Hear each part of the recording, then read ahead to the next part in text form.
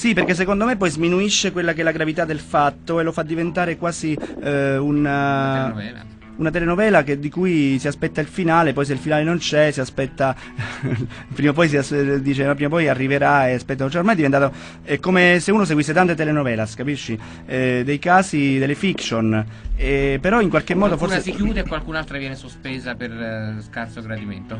Ma io credo che le cose brutte, la programmazione finché televisiva. la gente non le vive nella propria persona, diventano, credo, una cosa da spiare proprio perché non sono successe a te.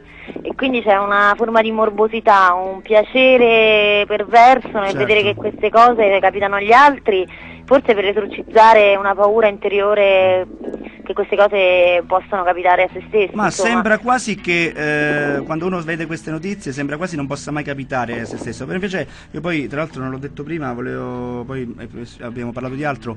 È una cosa, per esempio, è successa, abbiamo vissuto noi come, non tanto come Radio Roma, ma come italimedia.it, perché tra l'altro non voglio adesso dire i nomi, però c'è una nostra collaboratrice che è stata Violentata. no, vittima di un caso di cronaca molto grave. Il padre è stato trovato sgozzato, insomma, in una Il padre? sì, il padre nella cantina di casa. Se sentite la cronaca, insomma, avete già capito di cosa si tratta. Ancora non è stato trovato il colpevole, sono i carabinieri di Frascati che indagano su questa cosa di cui non si riesce a capire neanche il movente. Però c'è una situazione molto particolare, però noi l'abbiamo vissuta in prima persona perché siamo stati vicini, molto vicini tra l'altro a questa nostra collaboratrice, e anche lei diceva, io sentivo sempre queste notizie fuori, cioè dall'esterno, ecco, e non pensavo mai potesse capitare a me. Adesso quando le ascolto è tutta un'altra cosa, insomma, ecco, rivivo Uno diventa sempre quei molto più momenti, sensibile, vivo sempre quei momenti. le vive più direttamente, no? Quando subisci una cosa del genere, no? Quando la senti non hai più quella morbosità che può avere una persona che non ha toccato da vicino una cosa del genere, ma penso che ci si senta male, ci si immedesimi in qualche modo, no? Credo. Certamente.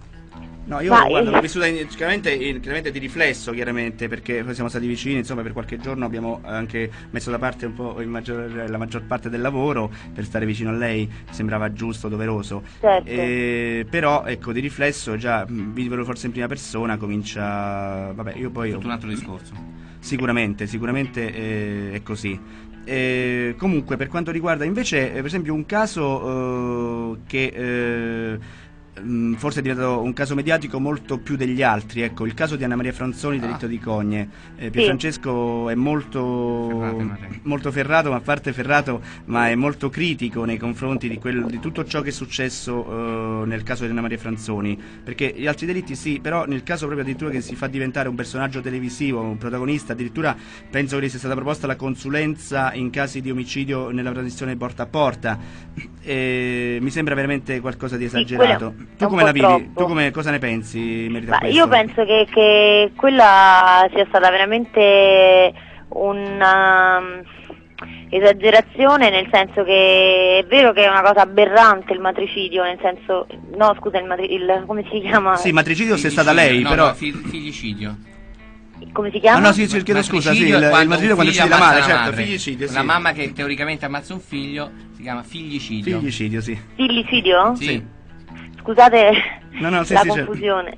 Ma io credo che è giusto provare aberrazione per una cosa del genere, ma questa esagerazione di farlo diventare un caso mediatico, addirittura di farla diventare quasi un personaggio pubblico, io credo che si sia travalicato il limite del buon gusto.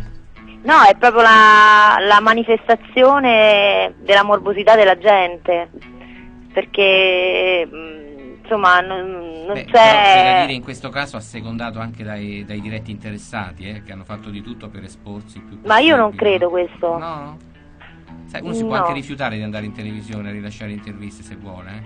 Io credo che... Uno magari se si vuole difendere va dai giudici, in qualche modo cerca di collaborare. In quei momenti uno fa di tutto per... lo so, però poi sono armi a doppio taglio queste, perché poi la gente in qualche modo giudica da casa. Ma io sono colpevolista come credo la maggior parte della gente, però credo che lei quando faccia quelle manifestazioni in pubblico sia in buona fede, è quello il problema. Quindi questo ha creato forse una miccia... Tanti non la pensano così, francamente, tanti pensano che sia un modo per impietosire l'opinione pubblica. Ma anche, però, sai, sicuramente uno cerca il consenso. Se è veramente colpevole lei, ripeto, non sta a noi dirlo, però se veramente lei è colpevole, contraddice il fatto che lei sia in buona fede. Una mamma che uccide non è mai in buona fede. No, lei sia in buona fede, io volevo dire che lei non se lo ricorda assolutamente. Beh, no? Sono casi veramente da manuale di psicopatologia che sono molto difficili. Ma lei è risultata... È stata condannata 2 volte, adesso non c'è ancora una sentenza passata in giudicato, quindi teoricamente ancora non possiamo additarla come colpevole, anche sì, se ha avuto già 2 condanne. Io la reputo colpevole a prescindere. In Cassazione. No, però c'è purtroppo la presunzione, cioè purtroppo è giusto che sia così, la presunzione di innocenza fino all'ultimo grado di giudizio. Certo. Perciò non si può assolutamente attribuire una colpevolezza a una persona, insomma, che non è stata condannata. Anche se ovviamente la gente ha il diritto di farsi un'opinione, no? Perché la gente giustamente si fa un'idea da casa. A proposito di condanna, questo si può dire comunque, perché oggi è stato condannato effettivamente il senatore Giulio Andreotti per diffamazione nei confronti di un magistrato. In questo caso è una condanna. Tra l'altro l'agenzia di stampa erroneamente ha scritto che era stato assolto in alcuni delitti, cioè in un delitto che gli era imputato, che poi è un reato che gli era imputato, appunto era il concorso esterno all'associazione mafiosa. Parlava di assoluzione. Effettivamente Andreotti non è stato assolto, è stato assolto in primo grado con formula dubitativa, perciò per insufficienza di prove, ma è stato prescritto in secondo grado, perciò in appello, in Cassazione, proprio perché i termini ormai erano decaduti, però era stato riconosciuto colpevole, perciò ecco, non assolto ma prescritto. Invece in questo caso è stato addirittura condannato per aver praticamente detto che un magistrato che ha testimoniato, insomma, contro il processo, aveva detto che il magistrato sta mentendo, è un falso calunnia? No, è diffamazione in quel caso. Ah, perché l'ha detto a mezzo...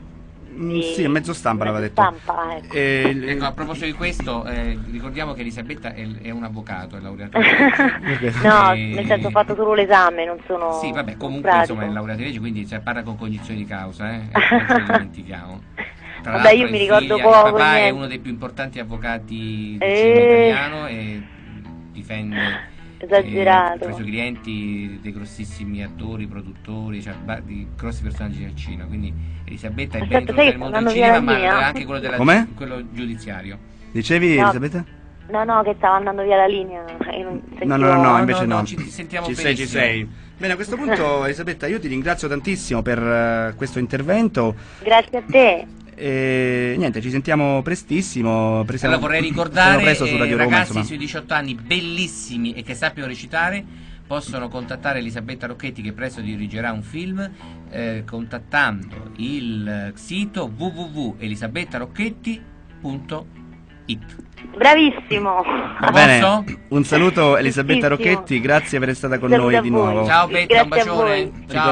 Ricordiamo appunto protagonista Elisabetta Rocchetti, protagonista di Taglia Corto, appunto il film breve diretto da Pierfrancesco Campanella. A questo punto è l'ora della pubblicità, mo in ritardo, la linea alla regia, poi ritorniamo in studio.